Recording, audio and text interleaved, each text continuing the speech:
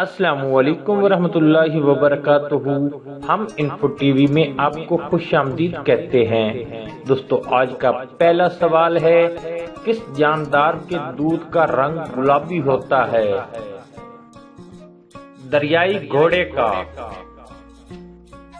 ایسی کون سی چیز ہے جسے جتنا بھی کھا لو پیٹ نہیں بھرتا؟ قسم۔ وہ کون سا جانور ہے جو کبھی نہیں مرتا؟ Jelly fish. 100 سالہ جنگ کن ممالک کے درمیان لڑی گئی؟ برطانیہ اور فرانس کے درمیان۔ مادری زبان کا عالمی دن کب منایا جاتا ہے؟ 21 فروری کو۔ دنیا کے کس ملک میں چیونگم کھانے پر پابندی ہے؟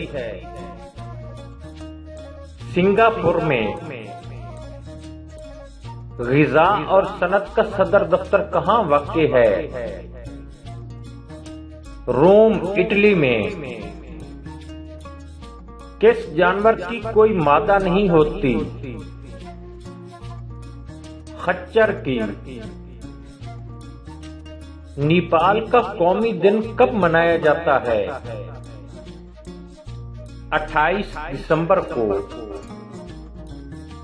برج خلیفہ کی کتنی منزلیں ہیں؟ 162۔